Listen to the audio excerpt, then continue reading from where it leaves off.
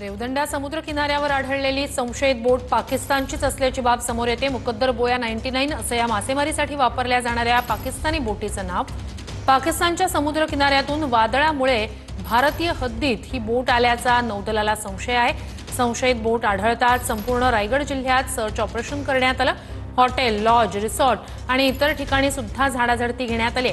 मासेमारीसाठी वापरल्या जाणाऱ्या जाळीचा बोया आणि त्याच्यासोबत ट्रान्सपॉन्डर्स वाऱ्यामुळे वाहून आल्याचा संशय आहे। अधिक या सगळ्या संदर्भात जाणून घेऊया आपले प्रतिनिधी कृष्णा सोनारवडकर यांच्याकडून। कृष्णा, अपडेट काय मिळालेत पोलिसांकडून या संदर्भात?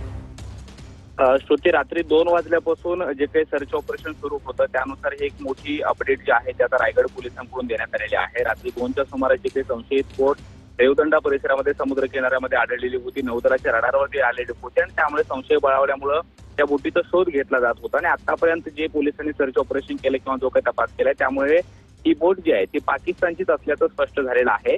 मुकद्दर बोया 99 असं या बोटीचं नाव आहे आणि मासेमारीसाठी वापरली जाणारी ही बोट आहे त्या बोटीचा भाग आहे आणि तो वादळामुळे पाकिस्तानच्या समुद्रामधून भारताच्या समुद्र किनाऱ्यामध्ये वाहून आला असा पोलिसांना संशय आहे। मात्र तरी सुद्धा ही बोट पाकिस्तानी असल्यामुळे रायगड जिल्हा पूर्णपणे अलर्ट मोडवरती होता। जवळपास 50हून अधिक अधिकारी, त्याचबरोबर 600 पोलिसांनी रायगड जिल्ह्यातले जेवढी हॉटेल्स आहेत, लॉज आहेत, रिसॉर्ट्स आहेत ती सगळी किंजून काढलेली आहेत, सगळी शोध घेतलेला आहे आणि संशयित इसम जे आहे त्यांची सुद्धा कसून चौकशी केलेली आहे। जवळपास मध्यरात्रीपासून आतापर्यंत हे सगळं सर्च ऑपरेशन रायगड जिल्ह्यामध्ये सुरू होतं आणि त्यानंतर जी माहिती मिळालेली आहे त्यानुसार बोट जी आहे ती पाकिस्तानचीच आहे आणि संशयित बोट पाकिस्तानच्या हद्दीमध्ये मासेमारीसाठी वापरली जात होती आणि याच बोटीचा जो बोया आहे, जो मासेमारीसाठी वापरला जातो, मासेमारीसाठी जी जाळी असते त्या जाळीचा एक मोठा भाग असतो, तो हा बोया वाहून आल्याचं आता रायगड पोलिसांनी स्पष्ट केलेलं आहे। मात्र नक्कीच कृष्णा, अपडेट्स घेत राहूच।